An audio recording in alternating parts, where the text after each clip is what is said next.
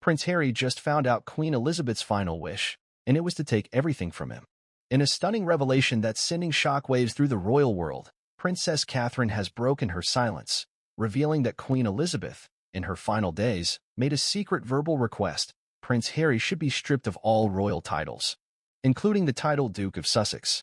And even more explosive, the Queen asked Catherine, not Charles, not William, to deliver the message after her death. Sources close to the palace say the Queen's words were chilling. He doesn't deserve the crown or the courtesy. Why did the Queen choose Catherine as her messenger? What drove her to make such a devastating final decision against her own grandson? And how is Harry reacting now that the truth has surfaced? Stay with us as we uncover the final royal betrayal that could tear what's left of this family apart. Before we continue, please hit the like button, subscribe to the channel, and turn on the notification bell for updates. The storm began not with thunder, but with a whisper. In the days following Queen Elizabeth II's death, as the world mourned the loss of one of the longest-reigning monarchs in British history, there was a far quieter storm brewing behind palace walls. It wasn't the pomp and pageantry that captured the attention of those closest to the monarchy. It was a private, final request. A message so emotionally weighted and personally charged that even in the echoing silence of Windsor Castle, it was said to carry the force of a command. Not to Charles, not to William, but to Catherine, Princess of Wales. And that message? Strip Prince Harry of all royal titles. Not just the Duke of Sussex. Everything. According to multiple sources close to the royal household, Queen Elizabeth had made a verbal, sealed request in the final weeks of her life. A directive so sensitive it was not included in any formal documents, wills, or official communiques. Instead, she entrusted this decision to the one person she believed had both the heart and steel to carry it out: Princess Catherine. The public was never meant to know this. But Catherine, who has been seen by millions as the steadfast, smiling face of royal decorum, has quietly held on to this responsibility since September 2022. For nearly 2 years, she said nothing, watched silently, endured scandal after scandal involving Harry and Meghan, and yet never acted. Not until now. Why now? What changed? Reports suggest that Catherine, having battled her own health crisis in recent months, decided that keeping the Queen's last wish buried was no longer in the monarchy's best interest. Especially with the public trust in the institution continuing to erode, and the royal family's image marred by relentless allegations, interviews, book releases, and open defiance from the Sussexes abroad. If there was ever a time to reinforce the dignity of the crown, it was now. And Catherine, it seems, had chosen to finally deliver the Queen's message to its intended target, Prince Harry. This wasn't done through formal letters or legal edicts. No, this was personal. Eyewitnesses from the inner royal circle describe a private meeting between Catherine and Harry, quiet, off the record, and emotionally charged. What began as a simple conversation reportedly escalated into one of the most dramatic private confrontations the modern royal family has ever seen. A moment where truths long buried erupted to the surface. Sources claim Catherine didn't mince words. She had promised the Queen to be direct, and she was. She told Harry that the Queen had specifically instructed that he be formally stripped of all royal honors, privileges, and titles. That his continued use of the Duke of Sussex title was no longer appropriate. That in the eyes of the late monarch, his actions had crossed a line from independent to insubordinate, from rogue to reckless. And the most cutting phrase Catherine allegedly delivered? He doesn't deserve the crown or the courtesy. It was, according to insiders, the emotional collapse of Prince Harry. Not simply because of the content of the message, but because of who had chosen to deliver it. Not King Charles, not Prince William, not even Camilla, who has long been a contentious figure in his life, but Catherine. For Harry, the relationship with Catherine had once represented everything stable in a royal world that often felt cold and impersonal. She was the sister he never had, the gentle compass during his more volatile years. In her, he had seen kindness, loyalty, and familial affection. So to hear from her, after months of silence, that the Queen's last wish was to cut him off entirely was a gut punch from which, some claim, he has not recovered. But this story is about more than family heartbreak. It's about the slow, strategic unraveling of Harry's royal identity. It's about legacy. It's about loyalty. And it's about the unexpected woman who became the bearer of a message that could reshape royal history. To understand how we arrived at this moment, we need to look backward. into the Queen's final months, into the cracks that formed years earlier, into the mounting tension between the Queen and Harry, a relationship once full of warmth and understanding, now marked by disappointment and disillusionment. Queen Elizabeth was, by all accounts, a monarch who prided herself on restraint, on keeping family matters behind the gilded doors of the palace. But even she, according to palace sources, began to lose patience with Harry in the final years of her reign. The infamous Oprah Winfrey interview was said to have shaken her deeply, not only for its accusations but for its global impact, not just because of what was said, but because of who had said it. And while she released a carefully worded statement about recollections may vary, insiders suggest her private reaction was anything but muted. Disbelief, betrayal, deep sorrow. These were the emotions reportedly voiced in private. And it was in this growing storm of royal crisis that the Queen began to speak of a decision no one expected, a complete and final removal of titles. The title Duke of Sussex had been a wedding gift, a symbol of royal favor, a public display of inclusion. Now, it had become a symbol of division. And to the Queen, this was unacceptable. But why Catherine? Why not William? Those who knew the Queen say it was precisely because of her temperament. Catherine, they argue, embodies the kind of quiet dignity the Queen saw in herself, a woman who moves carefully, speaks rarely, and acts only when absolutely necessary. She is not impulsive, not inflammatory, and certainly not prone to dramatics. The Queen may have trusted her because she believed Catherine would know exactly when and how to deliver the message. Catherine, for her part, has remained silent in public, but signs of strain have emerged. Friends say that the burden of the Queen's verbal request weighed heavily on her conscience. She wrestled with the idea of confronting Harry. There were sleepless nights, conversations with William, and finally, a decision. The time had come. The confrontation itself has been described as calm at first, then emotionally explosive. Harry, reportedly blindsided, accused the palace of orchestrating a campaign to erase him. He demanded to know why this message hadn't come from Charles. Catherine, keeping her composure, reiterated that she was merely honoring a promise to the Queen, a final, sealed wish she had carried for nearly 2 years. What happened next is unclear. Some say Harry left the meeting in silence. Others say he was visibly shaken. What's undeniable is that in the days that followed, insiders reported a dramatic shift in his tone toward the family. His inner circle went quiet. Meghan, usually quick to make public statements, offered none. For the first time in months, there was no tweet, no podcast remark, no tabloid quote. Only silence. And in that silence, a new narrative began to take shape. One where the Queen's final words, spoken not through legal channels but through the lips of her most trusted granddaughter-in-law, would mark the final chapter of Prince Harry's royal identity. The implications are enormous. If this account is true, and insiders have firmly stood by it, it raises questions about the next formal steps. Will King Charles now take official action to remove Harry's remaining titles? Will Parliament be involved? What does this mean for Harry and Meghan's future branding, public appearances, and commercial ventures? More urgently, what does it say about the future of the monarchy? When a queen's final wish is to excise her own grandson from the royal fold, it suggests not just disappointment, but an existential concern for the survival of the institution itself. This is where our story begins, with a secret, a legacy, and a decision that, once revealed, could redefine what it means to be royal in the 21st century. And as we go deeper, we'll examine the timeline of Queen Elizabeth's growing frustration, the evolution of Harry and Meghan's estrangement, the behind-the-scenes tensions at Kensington and Windsor, and the events that ultimately led Catherine, now seen not just as a royal consort but as a quiet enforcer of tradition, to make the most difficult move of her royal life. Are you ready to know what the Queen really thought?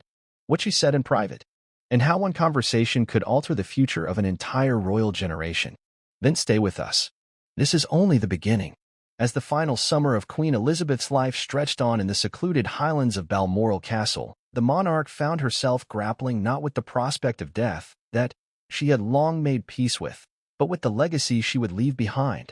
For over 70 years she had been a pillar of duty, tradition, and stoicism. But now, in the quiet moments when the courtiers had gone and the windows were closed against the brisk Scottish wind, she reflected not on her past triumphs, but on the fractures within her family. To those closest to her, it was evident that something had shifted in the Queen's demeanor. She had always worn her role with a firm, almost impersonal grace, emotion tucked away beneath layers of royal protocol. But now, there was a certain heaviness to her expression, a weight in her voice when she spoke of her grandchildren. It wasn't illness that aged her that summer. It was grief. And at the center of that grief was Harry, the once beloved grandson who had clung to her side as a child, who laughed in her presence without fear of judgment, who had lost his mother so young and found refuge in her company, had become a stranger to her. Worse, he had become an adversary, publicly and unapologetically challenging the very institution she had spent a lifetime upholding. The Oprah interview, though months behind her, still haunted the Queen. She had watched it in fragments, quietly, avoiding the company of others. Her aides had advised against viewing it, fearing it would upset her. But she insisted. She wanted to hear the words for herself. And when she did, what she felt, according to a trusted footman, was not rage, but deep, searing sadness. Not just for what was said, but because it was Harry who had said it. She didn't understand the man he had become. Not fully. The language he used, toxic, trapped, racism, neglect, was so at odds with the boy she remembered. And yet, in her heart, she feared it was not entirely untrue. She had seen firsthand how the institution could consume those within it. But to go on international television, watched by tens of millions, and present the monarchy as cruel and indifferent, that crossed a line. The Queen, above all else, valued discretion. Family problems were to be solved in private, not aired like laundry before the world. In her mind, that betrayal was more than personal. It was existential. From that moment, her conversations regarding Harry changed. No longer did she speak of him as my dear boy. No longer did she inquire about his well-being with a softness in her voice. Instead, she referred to him with a tone reserved for those who had drifted beyond her reach. There was a chill in how she spoke of him, a monarch's distance, not a grandmother's concern. And yet, she couldn't bring herself to strike his name from the family line. Not at first. What she did instead was retreat into careful deliberation. Behind closed doors, she called meetings not with lawyers or publicists, but with confidants. Individuals who had served her loyally for decades. She asked questions. What would it mean, legally, politically, symbolically, if Harry were to be stripped of all royal titles? Could it be done unilaterally? Would Parliament need to be consulted? Would it backfire?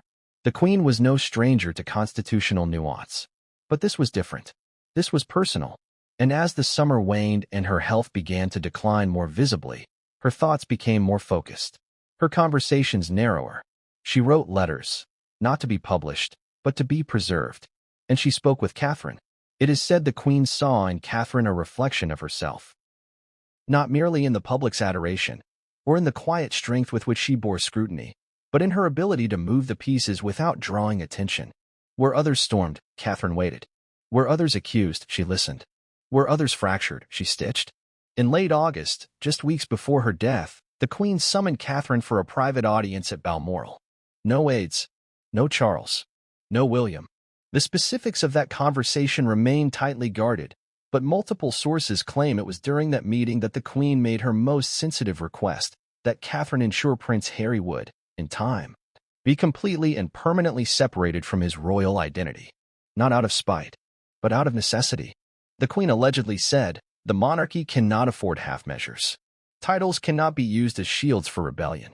And the future of the crown must be protected from those who would leverage it for personal gain. Catherine reportedly didn't answer immediately. She simply nodded, her face unreadable. But in the days that followed, her demeanor shifted. Observers noted she became more pensive. Her smiles at public engagements were tighter, shorter-lived. At Windsor, she spent more time alone. Those closest to her said she had taken on a burden far greater than royal duty, a moral obligation. Meanwhile, Queen Elizabeth's health began to falter in earnest. The days following Queen Elizabeth II's death were cloaked in ceremonial grandeur, but beneath the mourning veils and black armbands, something far more calculating was unfolding. While the public grieved a monarch who had guided the United Kingdom for more than 70 years, behind palace gates, preparations were already underway, not just for the funeral, but for the future. That future, carefully sketched in whispers and sealed envelopes, would no longer include Prince Harry as a royal in any functional or symbolic capacity. Her Majesty's passing did not simply mark the end of an era. It activated a chain of decisions, most of them already discussed in private, Others only hinted at in hushed tones among the Queen's most trusted advisors. Chief among those decisions was the question of how to handle Harry. The Queen's final wishes had been spoken to only a few people, but the message was unmistakable. The institution, to survive the next century, would need to be unambiguous in its values. Sentimentality could no longer be indulged. Titles were not sentimental things, they were strategic instruments. And instruments, when misused, had to be put away. At first, the palace gave no public indication that anything was amiss. There were affectionate statements about Harry and Meghan, public gestures of unity during the mourning period, and carefully choreographed appearances. The most notable was the so-called Fab Four reunion, where William, Catherine, Harry, and Meghan walked together outside Windsor Castle, viewing floral tributes from the public. To the outside world, it was a moment of grace, perhaps even a reconciliation. But for those within the palace, the event was little more than political theater. A controlled show of unity meant to preserve the image of a family in collective grief, not a genuine olive branch. The idea had reportedly come from Charles, who still harbored hopes of salvaging some kind of relationship with his youngest son. But it was William who insisted on setting the terms. According to a former royal press aide, William laid down 3 conditions before agreeing to the walk: no unscripted interaction with the press, no direct questions from Meghan, and a tightly regulated time frame for the event.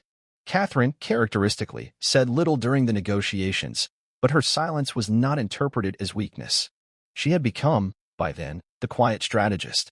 And in the wake of the Queen's passing, her influence within the firm grew immeasurably. As the Queen consort, Camilla found herself distracted by the sudden elevation in public expectations and duties. King Charles, while assuming the throne with outward confidence, was still a man shaped by decades of being second in line. There were moments, even privately, when he seemed unsure of how forceful to be, unsure of how forgiving to appear, unsure of whether the public would fully accept him. William, by contrast, did not hesitate. In the weeks following the funeral, palace insiders noted a shift in who was taking the initiative. It was William, not Charles, who began calling private meetings with senior advisors. It was William who engaged directly with constitutional experts about the legal process for stripping royal titles. And it was William who quietly began the process of auditing every official and unofficial association still linking Prince Harry to the crown. The reasoning, though never formally stated, was clear: the Queen's death had created a vacuum. And in that vacuum, the question of identity became more urgent. What was Harry now? A royal? A civilian? A prince with grievances? Or a media figure trading on a legacy he no longer respected? The ambiguity was dangerous. If Harry could remain Duke of Sussex while simultaneously criticizing the monarchy, releasing memoirs, and appearing on television shows questioning royal ethics, then the titles themselves became meaningless. Worse, they became ammunition for critics who claimed the institution was hypocritical, punishing some and excusing others. William saw the threat not only to his father's reign but to his own future as king. And so, decisions were made. First came the communications freeze. Palace officials were instructed not to respond to any outreach from Montecito unless it came through legal or diplomatic channels. Informal back channels, long used for sensitive family matters, were effectively shut down. Then came the legal consultations. What could be done, constitutionally, to sever Harry's titles? The Duchy of Sussex, while largely ceremonial since the early 20th century, still carried symbolic power. Stripping it would require either an act of Parliament or direct royal intervention, both unprecedented in modern times and potentially controversial. But precedent was not a concern for William. Continuity was. Reports began to surface in UK tabloids that senior aides had compiled a dossier of titles, reviewing each and every honor, appointment, and role that Harry still technically held.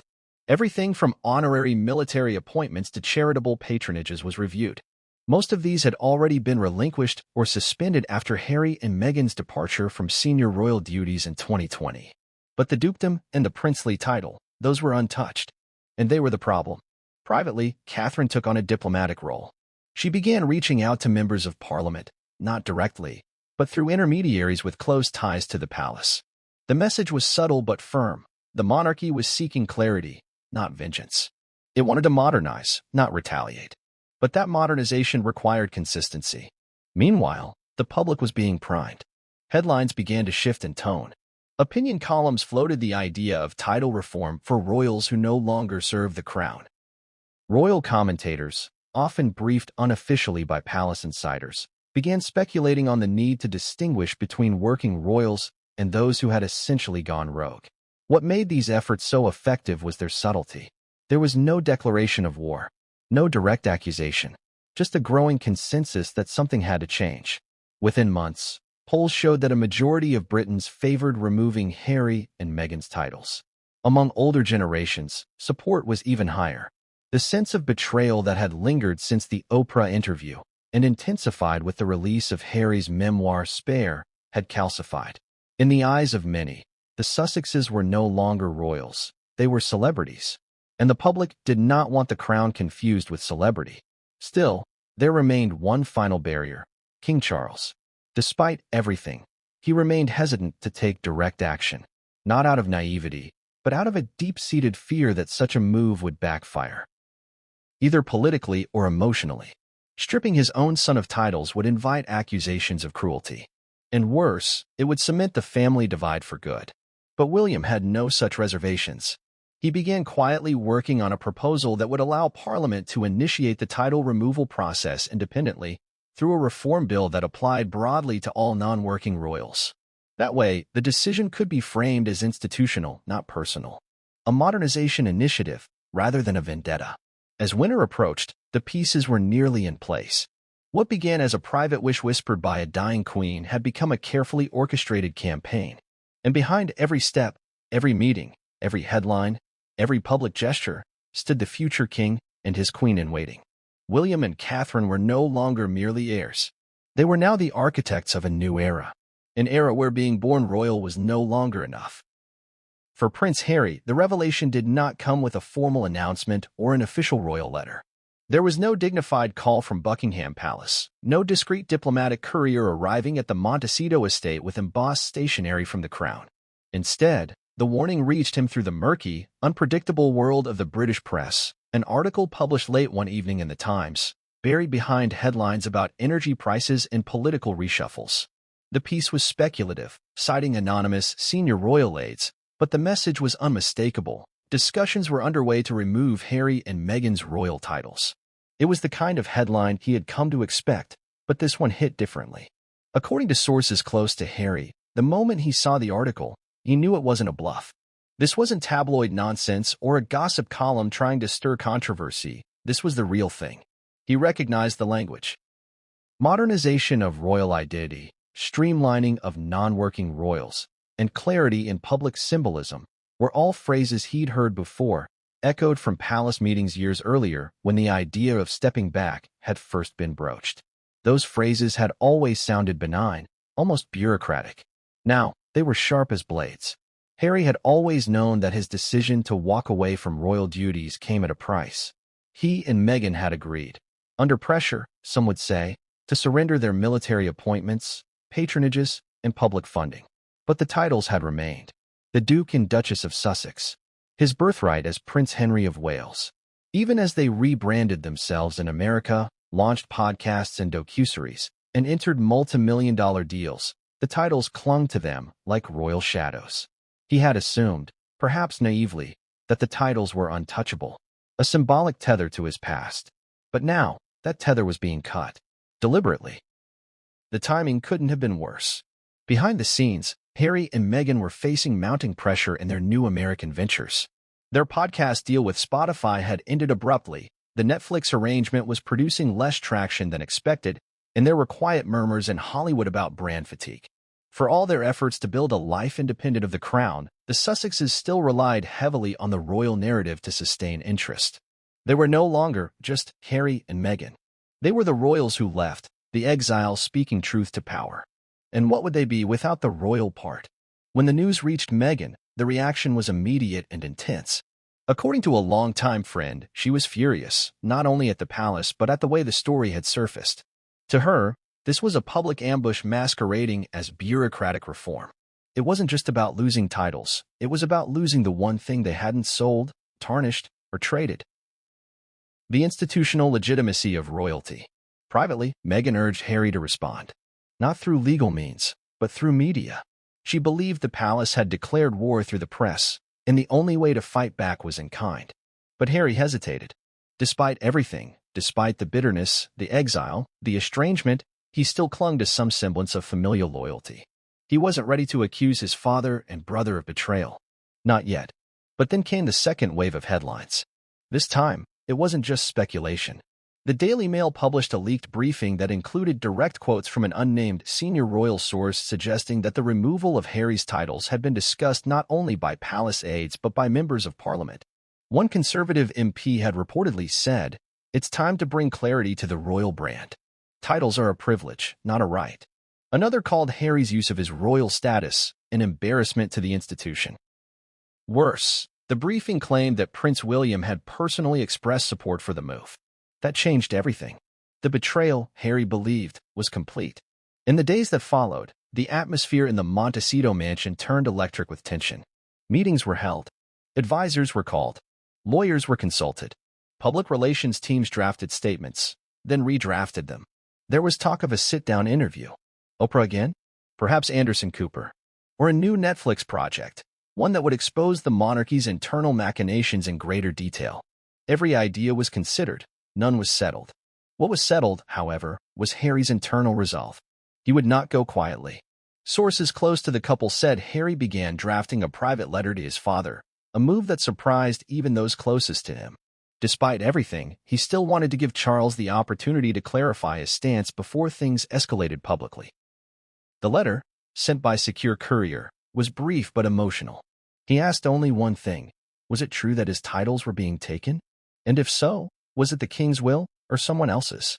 The answer came weeks later, through an intermediary. Charles had not written back himself. Instead, Sir Clive Alderton, the king's private secretary, delivered a formal reply. It acknowledged Harry's concerns but framed the discussion in terms of institutional modernization and public interest. It did not deny the ongoing consultations, nor did it promise that the titles would remain. It was, in effect, a diplomatic no. Harry was devastated. Those closest to him say the betrayal by his father hurt most not because it was unexpected, but because it confirmed what he had long feared. He was no longer part of the family, at least not in the way that mattered. He was now a liability to be managed, not a son to be loved. But it was the silence from William that haunted him most. Harry had always known that his relationship with William had frayed over the years. From the early days of Meghan's introduction to the family, there had been tension. William had warned him, perhaps too bluntly, to take it slow. Harry had interpreted that as condescension. Then came the press wars, the split of the royal households, the cold shoulder during family events. The relationship, once defined by camaraderie, had curdled into something bitter and unresolved. Still, Harry had not expected this level of cold calculation. If the briefings were true, and he had no reason to doubt them, then William was not just supporting the removal of his titles. He was driving it, not as a jealous brother, but as a future king protecting the crown. That made the betrayal even more brutal. Publicly, Harry remained silent for weeks. There were no new statements, no interviews. But behind the scenes, he was mobilizing. He ordered a review of their commercial and philanthropic activities, assessing how dependent they were on royal branding. He asked legal experts whether the use of Duke of Sussex could be protected as intellectual property, even if the title were formally revoked. He even explored the idea of rebranding entirely, dropping the titles, embracing Harry and Meghan as a lifestyle brand, untethered from monarchy. But the idea left him cold. Inside Buckingham Palace, the atmosphere had shifted from guarded neutrality to strategic calculation. What had once been an unspoken hope that Prince Harry and Meghan Markle would quietly fade into the background after their departure had proven to be naive. Instead, the couple's continued media presence, their growing financial empire, and their frequent references to their royal past had forced a recalibration of the monarchy's long-term strategy. It was no longer possible to ignore them. They had become a variable too unpredictable to leave uncontained. By early spring, behind the fortress-like gates of the palace, a series of private meetings began taking place. These weren't grand gatherings in ornate ballrooms, but confidential sessions in secure offices, attended only by senior aides, communications experts, and constitutional advisors. The agenda was clear: evaluate the full consequences, legal, political, and reputational, of removing Prince Harry's remaining royal titles. Leading these sessions was Sir Clive Alderton, the king's private secretary, whose decades of diplomatic experience had taught him the art of careful messaging and institutional control. He understood that the monarchy wasn't just a family. It was a centuries-old structure that had survived revolutions, abdications, and scandals by maintaining a careful balance between tradition and adaptation. And now, with Charles newly enthroned and the public still adjusting to the new reign, the palace could not afford missteps. To Alderton and the king's core advisors, the matter of Prince Harry's titles wasn't just a family dispute. It was a branding issue. The titles, Duke of Sussex, Earl of Dumbarton, Baron Kilkeel, were not merely ceremonial. They were part of the royal machinery, granted by the crown as part of its hereditary ecosystem. And while the monarchy had always tolerated a degree of eccentricity and even dissent among its ranks, Harry's situation was unprecedented. Never before had a senior royal voluntarily stepped away, moved abroad, and then used the gravitas of his title to build a commercial empire intertwined with royal drama.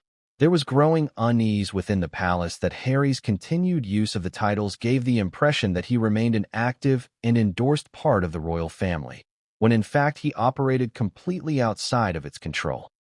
That perception risked confusing the public, and worse, compromising the monarchy's carefully curated image of discipline and service. The internal recommendation, quietly agreed upon by the senior court, was clear. It was time to sever the final threads.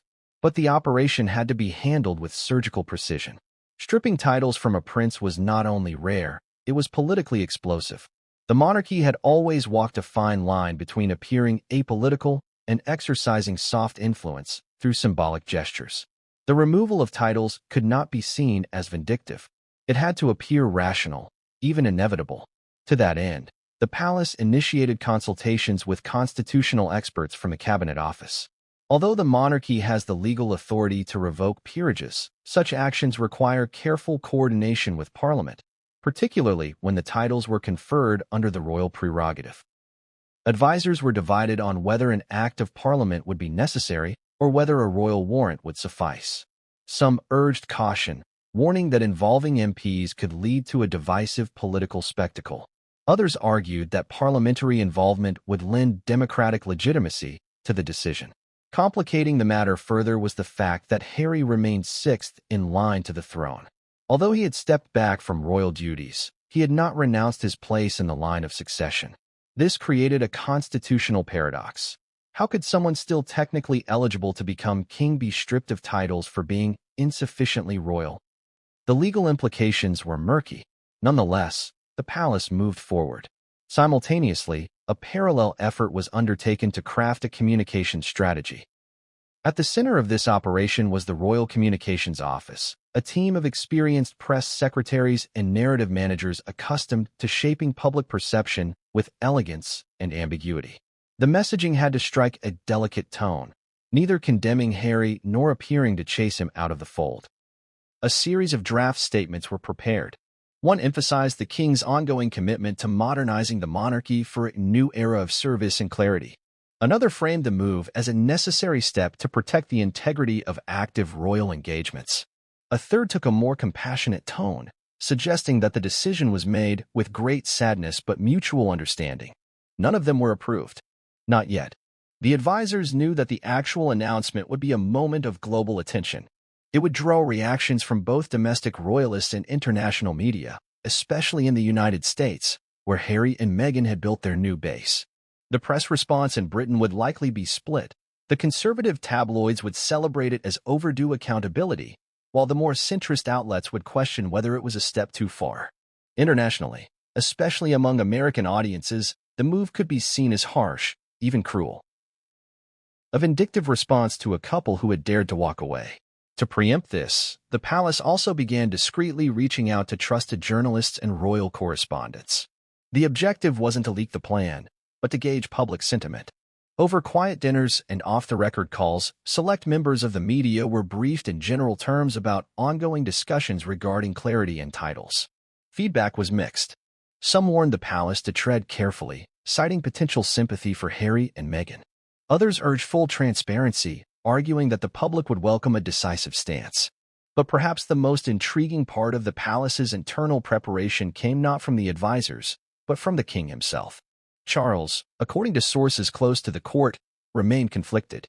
His personal relationship with Harry was fractured, and while he felt a paternal ache for the lost closeness, he also believed that the institution had to come first. He had promised a leaner monarchy, a vision that required making difficult, even painful, decisions. And yet, when it came time to review the final proposal for removing Harry's titles, Charles hesitated. According to one source, he spent hours with the proposal in his private study at Clarence House. There were reports that he asked for revisions. At one point, he even suggested a compromise. Perhaps the titles could be placed in suspension rather than fully revoked. This would allow Harry to keep them in name but refrain from using them publicly. The suggestion was met with resistance from aides, who argued it would only muddy the waters further. Ultimately, Charles agreed to proceed, but only if the move was framed as part of a broader modernization effort, not a personal vendetta. It had to be about the monarchy, not about the man. With the king's approval secured, the palace began preparing a rollout plan. The timing would be crucial. Advisors ruled out major royal occasions like Trooping the Color or Remembrance Day, fearing that the announcement would overshadow national unity events. They also ruled out making the announcement during a. The announcement, when it finally came, arrived with the quiet brutality that only Buckingham Palace could deliver. No fanfare, no dramatic speeches, no extended justifications, just a carefully worded statement issued mid-morning, designed to project calm authority while signaling an irreversible shift in the royal landscape. It was a cool Tuesday in November, a time when most of the world was still easing into its day, and news cycles in both London and New York were wide open. At exactly 9 a.m. Greenwich Mean Time, the official royal communications channels, press emails, the monarchy's website, and official social media handles released a joint statement from Buckingham Palace and Clarence House. The language was precise, neutral, and devastating in its simplicity. His Majesty the King has confirmed, following consultation with His Royal Highness the Prince of Wales, that the Duke and Duchess of Sussex will no longer retain their honorary titles or affiliations within the royal household. The decision reflects ongoing efforts to streamline the duties and public responsibilities of working members of the royal family. Their status in the line of succession remains unchanged. And just like that, the royal titles that once adorned headlines, book covers, media appearances, and philanthropic campaigns were gone. What followed was an immediate global frenzy. Within moments, the BBC interrupted its regular programming for a breaking news update. Anchors at Sky News and ITV went live with rolling coverage. Across the Atlantic, major networks like CNN, NBC, and CBS scrambled to confirm the details before bringing in their royal experts for real-time commentary. The headlines were swift and stark. Buckingham Palace cuts final ties with Prince Harry and Meghan Markle. Harry and Meghan stripped of titles, an unprecedented royal move. Sussex no more. Palace makes break official. Even news outlets typically favorable to Harry and Meghan, like The Guardian and some American publications, struggled to avoid the inherent weight of the decision. What had just occurred wasn't a petty slap or a theatrical rebuke. It was a seismic institutional decision, one that redrew the lines of royal legitimacy and banished two of the monarchy's most famous figures to the margins of its orbit. The reaction from Montecito, however, was anything but silent.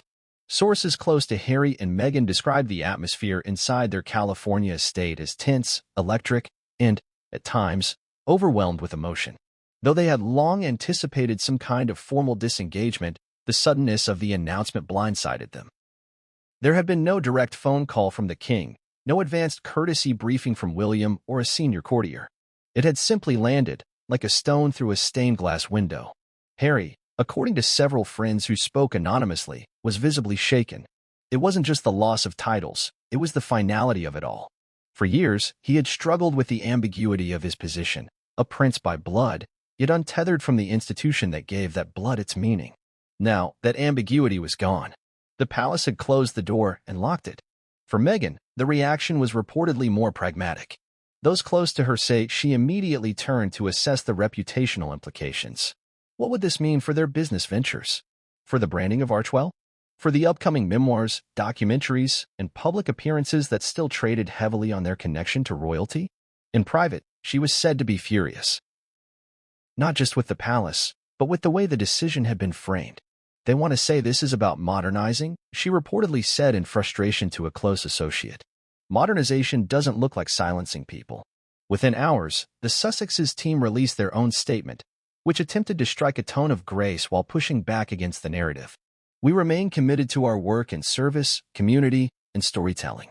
Titles do not define our purpose. Our focus has always been on uplifting voices, building empathy, and making real change.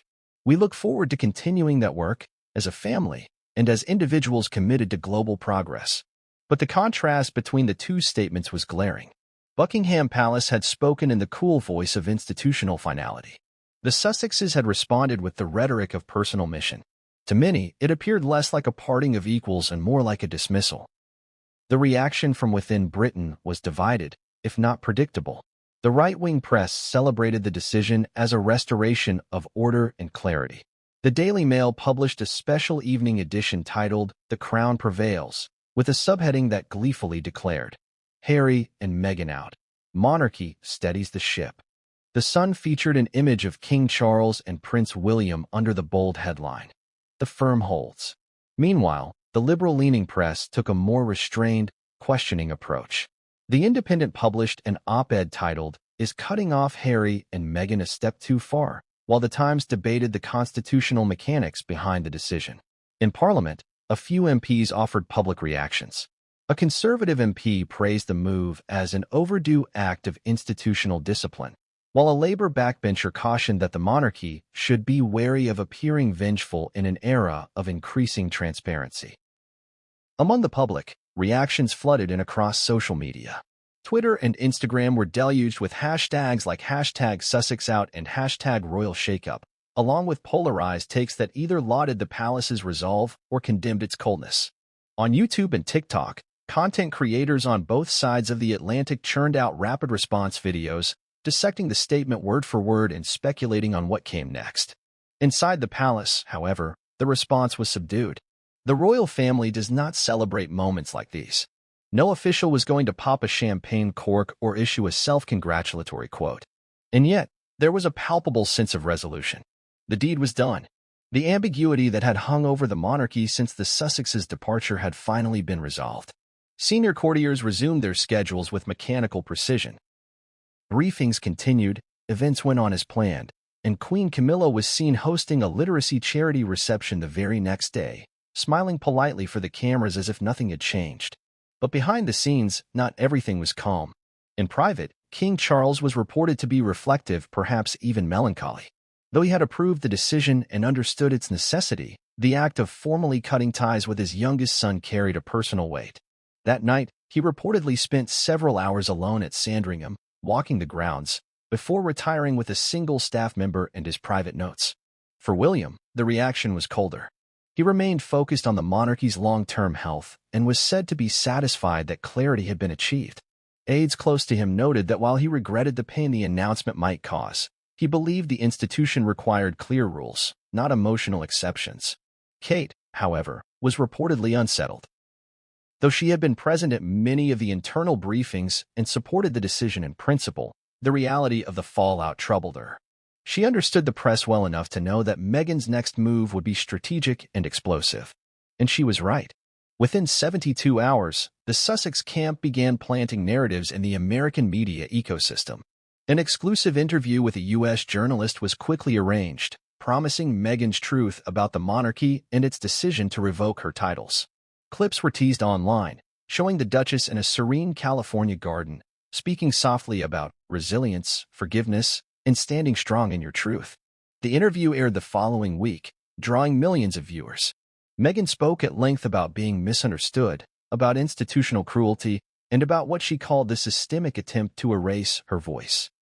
She did not directly attack the King or Prince William, but her carefully chosen language left little doubt about her opinion of the decision. "We made a choice to step back from an environment that was not nurturing," she said. "We hoped for a relationship that could evolve. But instead, the door was closed. That's okay. Sometimes clarity comes at a cost."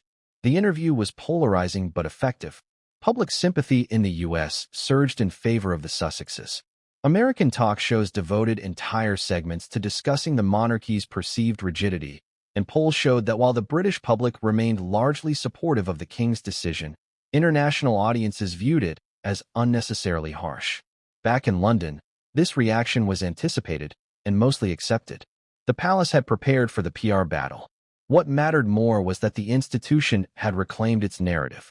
No longer would Harry and Meghan be able to wield royal branding as part of their identity. Whatever came next, it would happen from the outside. And so, as the dust began to settle, the royal family braced for the next phase. There would be memoirs. There would be interviews. There would be backlash. But there would also be, finally, clarity. A monarchy unburdened by ambiguity. The Sussexes had been officially cut loose, and the world would never look at either side the same again. In the days and weeks following the royal decree, the consequences began to unfold with astonishing speed. For Prince Harry and Meghan Markle, the fallout was not merely emotional or symbolic, it was operational. With the titles officially stripped and their status redefined in the eyes of the monarchy, the couple now found themselves forced to confront a new reality, one that required swift recalibration of their entire brand. The most immediate area of impact was their commercial empire. Since stepping back from royal duties, Harry and Meghan had built a complex web of partnerships, ranging from Netflix and Spotify to Penguin Random House and major philanthropic organizations. Much of this empire leaned heavily on their former titles, the Duke and Duchess of Sussex, as part of their identity and marketing. A quiet panic set in behind closed doors. Advisors scrambled to assess how many contracts, trademarks, and promotional materials would need revision. At Netflix, executives called emergency meetings to determine whether upcoming projects featuring the couple could still be marketed under their previously agreed terms. A high-level insider within the streaming giant confirmed that discussions were underway to renegotiate branding guidelines for ongoing and future projects. The Archwell Foundation, their flagship nonprofit, also found itself under scrutiny. Though it had always been presented as an independent vehicle for social good, much of its visibility stemmed from the prestige associated with the Sussex titles. Donors, partners, and collaborators began to call in for clarity. Would the organization still carry the same weight without the direct royal association? Meanwhile, their publishing future was thrown into temporary limbo. Prince Harry's memoir, which had already caused seismic tremors within the royal household, was reportedly followed by plans for a second book, this time offering a deeper dive into his post-royal life. Sources from Penguin Random House confirmed there were concerns about how the lack of official titles would affect the tone and marketability of the next release. A title like Spare had hit the public consciousness in large part because it was still anchored in the world of royalty. Now that connection had been severed, or at least publicly rejected. Meghan, too, faced challenges on the corporate front. Negotiations for her upcoming lifestyle brand, reportedly modeled on the success of Goop, were now complicated by the sudden need to distance any material from references to royalty. Several high-profile branding consultants were flown into Montecito to advise on the overhaul. The working titles and brand ethos had to be refined to appeal to consumers in a way that no longer leaned on palace proximity. Yet despite these headwinds, the couple remained determined. Behind the scenes, a major rebranding campaign was launched. The plan was clear: shift the narrative from royal rejection to global reinvention. They were no longer to be seen as exiles from a monarchy, but as visionary outsiders building a new legacy. Publicists rolled out a refined message across key media markets. Harry and Meghan would now be presented as global humanitarians, advocates for justice, and leaders in cultural and social innovation. The American media ecosystem proved fertile ground for this narrative. Outlets like the New York Times, Vanity Fair, and The Atlantic published sympathetic profiles and op-eds that questioned the monarchy's motivations. They framed the removal of titles as an act of institutional rigidity, even cruelty, and framed Harry and Meghan as brave figures challenging centuries-old power structures. On late-night television, comedians and pundits weighed in with mixed takes. While some joked about the royals finally unfriending the couple, others questioned why such symbolic matters carried so much weight in the modern world. But beneath the laughter was a deeper undercurrent. People were watching, with intense fascination, as the palace and the Sussexes entered a new phase of rivalry that played out in full view of the world. In the UK, however, the tone was markedly different. Polling conducted in the wake of the announcement showed a notable increase in public approval for the monarchy's decision. A majority of Britons, according to several surveys, felt that the titles should have been removed long ago. Many believed that allowing the couple to maintain royal styling while simultaneously criticizing the institution created a conflict that could no longer be tolerated. British tabloid culture, never known for subtlety, responded with glee. Front pages mocked the couple's loss of status, often casting Meghan as the architect of their downfall. Cartoonists published biting satire, showing Harry and Meghan floating adrift on a golden raft marked ex-royals, while the palace sailed confidently into calmer waters. This public sentiment did not go unnoticed in Westminster. Conservative politicians, many of whom had grown weary of the Sussexes' international criticism of British institutions, applauded the palace's decision as a reaffirmation of national dignity. There was even speculation that the Prime Minister's office had been quietly briefed in advance to avoid political embarrassment. Yet not all reactions in Britain were negative. A significant minority of voices continued to advocate for a more nuanced view. Some academics and cultural critics emphasized that the issue was not simply about titles, but about the monarchy's unwillingness to adapt fully to a multicultural, modern world.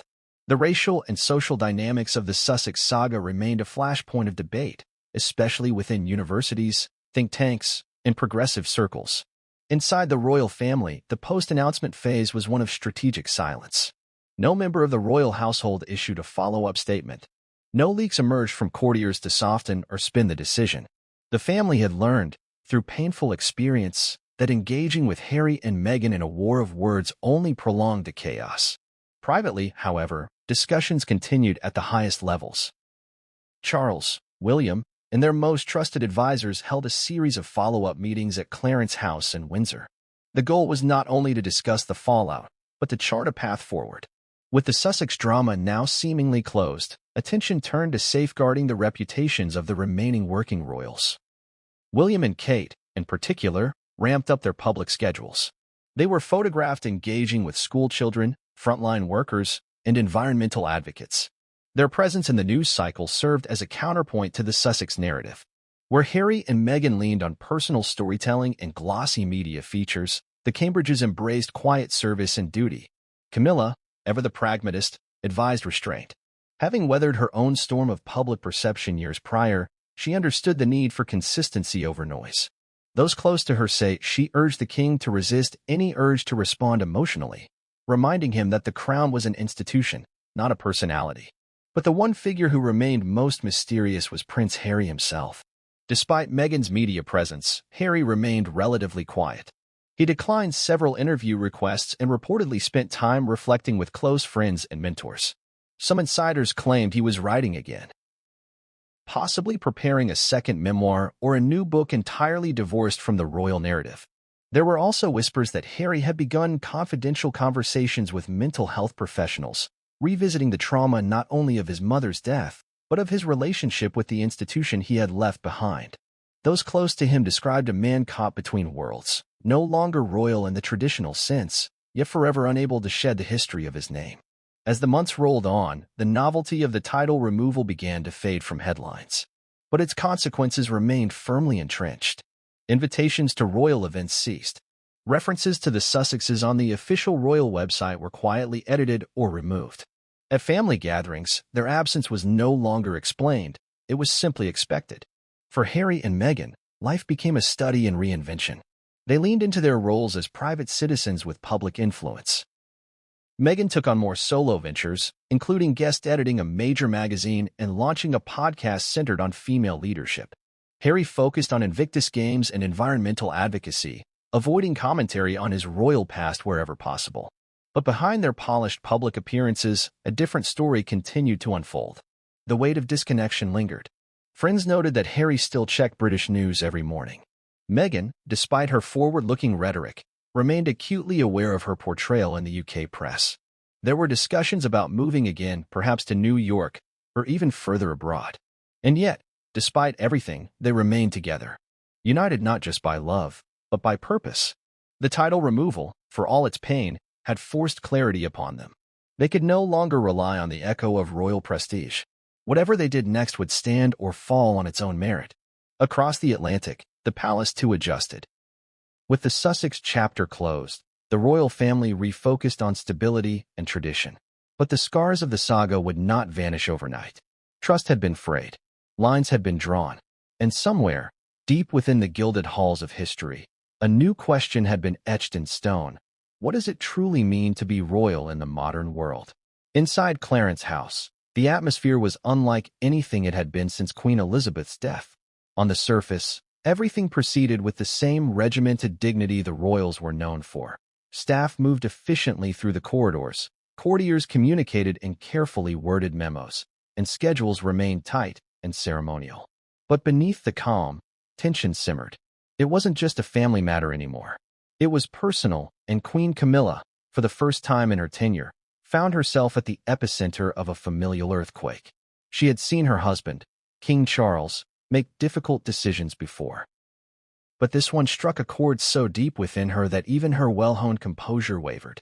The decision to strip her children, Tom Parker Bowles and Laura Lopez, of their honorary and unofficial affiliations to the royal family, even as non-working members, was not just a symbolic severing of ties.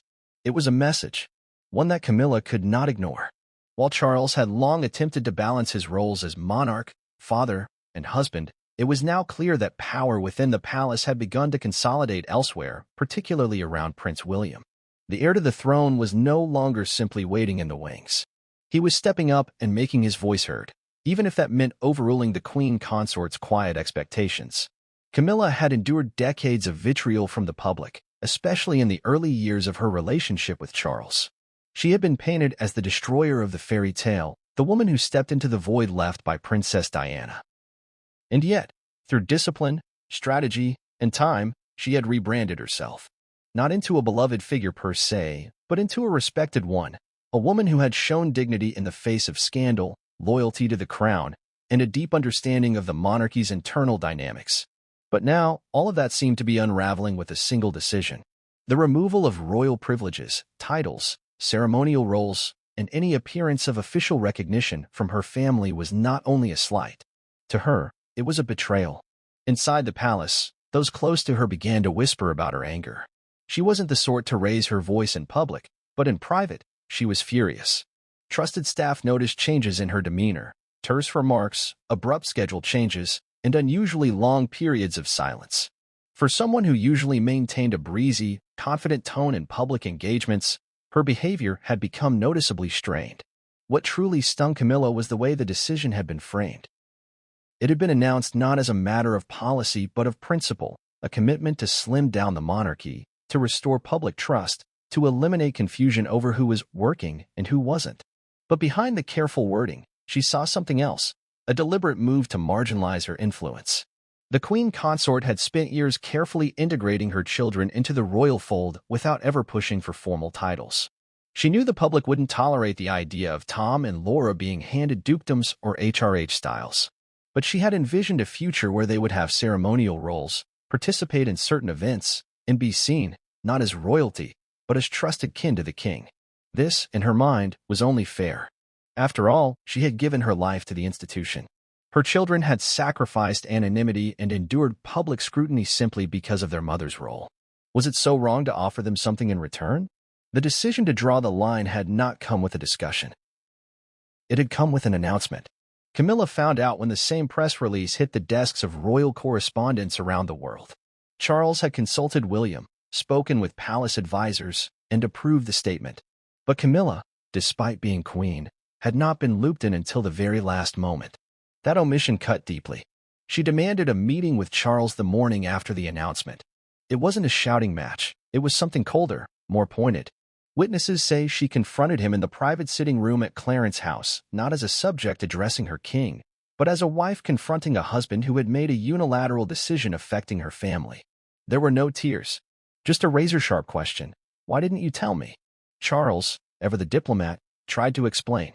He said it was part of a broader strategy, that the monarchy's future depended on clarity and strength, that too many extended family members, even unofficial ones, had created confusion in the public eye. But Camilla wasn't convinced. She saw the fingerprints of William and his advisors all over the move. And perhaps she wasn't wrong. William had long harbored reservations about the expanding circle of people loosely attached to the monarchy. He believed that every additional figure, even those with no official role, diluted the brand. and he was concerned about perception. In the modern world, where every action is dissected by social media and global media giants, maintaining a lean, disciplined monarchy was essential. Camilla's children, though polite and largely invisible to the tabloids, still represented an old-style privilege that no longer fit the era William was preparing to inherit. The queen consort, for her part, began to reevaluate her position. She never aspired to be the center of power. She had supported Charles with quiet strength, happy to remain in the background. But now, for the first time, she saw that her role had limits. Her loyalty, it seemed, would always take a backseat to the bloodline. Still, Camilla was not a woman to fold quietly. She began to make subtle moves of her own. Her schedule filled with engagements that placed her in proximity to powerful allies, diplomats, cultural leaders, and foreign dignitaries. Her speeches began to include veiled references to family, legacy, and resilience. Those close to her noticed that she emphasized the word duty more often, almost as if to remind the world and the palace of her sacrifices. She also drew her children closer. Tom Parker Bowles, usually media-shy, was spotted more frequently at private functions, charity events, and even at palace-adjacent gatherings. Laura, too, began appearing at art events and cultural galas where Camilla had significant patronage. It was subtle, but the message was clear. These were not pariahs. These were respected, accomplished individuals, and Camilla would not allow their erasure. The British press, ever eager for signs of discord, picked up on the rift. Headlines speculated about growing tensions between Camilla and William. Op-eds pondered whether the royal family was once again on the verge of internal fracture, this time centered not around Diana or Meghan, but around the quiet but potent influence of the queen consort. Meanwhile, palace insiders reported that the mood in William's camp remained resolute. To him, the decision was not personal. It was strategic. He respected Camilla but saw no place for her family in the royal machine of the future. His focus was on ensuring that when his time came to reign, the monarchy would be more efficient, more respected, and above all, more streamlined. That meant no ambiguities, no blurred lines between royal and non-royal, even if it came at the cost of personal feelings. Charles, trapped between the woman he loved and the son he was grooming for the throne, attempted to broker peace. He invited Camilla and William for a private dinner at Sandringham, a rare, symbolic attempt to bridge the divide. Reports indicate the meeting was cordial, but not warm. The underlying issues remain.